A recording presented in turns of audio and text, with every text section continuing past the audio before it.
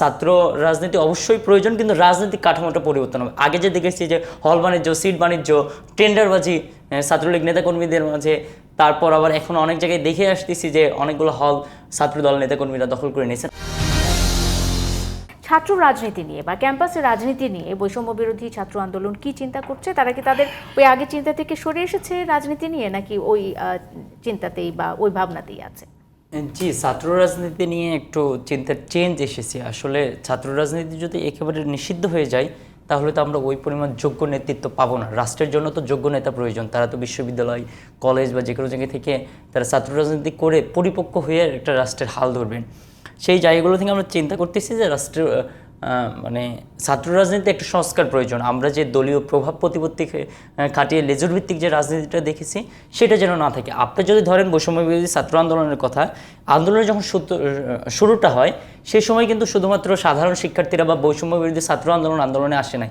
আন্দোলনে এসেছে কিন্তু বিভিন্ন ছাত্র সংগঠনের নেতৃবৃন্দ দ্বারা। এখানে ছাত্র শক্তি ছিল, ছাত্র অধিকার পরিষদ ছিলেন, বা বাম ছাত্র ইউনিয়ন, ছাত্র ফেডারেশন, সকল ছাত্র সংগঠনের নেতৃবৃন্দ মিলে একটা প্ল্যাটফর্ম তৈরি করে আন্দোলনের দিকে গিয়েছেন তারা। তার সাথে এসে সাধারণ শিক্ষার্থীরা সম্পৃক্ত হয়েছে। এই যে উদ্যোগ নেওয়ার কাজগুলো, এটা কিন্তু সাধারণ শিক্ষার্থীরা সহজে করতে পারে না, বা তারা যদি উদ্যোগে নেয় দুই একজন, তারা সেই ধরনের সমর্থন বা সেই ধরনের একেবারে একত্রিত করতে পারে না সবাইকে। সেই জায়গাগুলো থেকে ছাত্র রাজনীতি অবশ্যই প্রয়োজন, কিন্তু রাজনৈতিক কাঠামোটা পরিবর্তন হবে। আগে যে দেখেছি যে হল বাণিজ্য, সিট বাণিজ্য, টেন্ডারবাজি ছাত্রলীগ নেতাকর্মীদের মাঝে, তারপর আবার এখন অনেক জায়গায় দেখে আসতেছি যে অনেকগুলো হল ছাত্রদল নেতাকর্মীরা দখল করে নিয়েছেন। আমরা এই ছাত্র রাজনীতি কখনোই চাই নাই।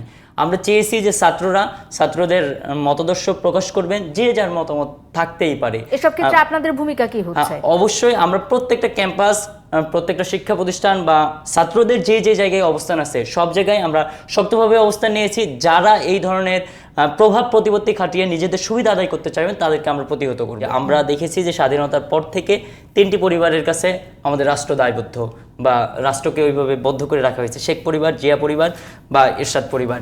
তার বাইরে এসে পরপর 2বারের বেশি প্রধানমন্ত্রী থাকতে পারবে না, এবং পরবর্তী প্রধানমন্ত্রী যারা হবে তারা নিজের যোগ্যতা বলে বা রাজনৈতিক বা রাষ্ট্রের দায়িত্ব নিতে পারবে, নেতৃত্বের গুণাবলী দিয়ে তাদের যোগ্যতা প্রমাণ করে রাষ্ট্রের দায়িত্ব নেবে।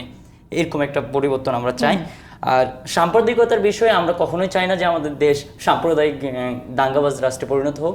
অনেক সময় দেখা যায় যে পার্শ্ববর্তী দেশ বা গত 15 বছর ধরে যে একজন স্বৈরশাসক সরকার ছিলেন তার দোসররা এখনও কিন্তু রাষ্ট্রের প্রতিটা জায়গায় রয়ে গেছে। তার দোসররা তারা চেষ্টা করতেছেন যে কোনো সময় কোনো একটা কু করার বা প্রতিবিপ্লব করার, বা রাষ্ট্রকে একটা দাঙ্গাবাজ রাষ্ট্র হিসেবে বিশ্বের কাছে উপস্থাপন করার। এই জায়গা থেকে পার্শ্ববর্তী দেশ ভারত এই কাজকে সমর্থন জানাচ্ছেন, বা তাদের মিডিয়াগুলো বিভিন্নভাবে চেষ্টা করতেছে। আমরা এই জায়গা থেকে ছাত্র সমাজ সবসময় সচেতন রয়েছি। আমরা বিভিন্ন জায়গায় মন্দির পাহারা দিচ্ছি।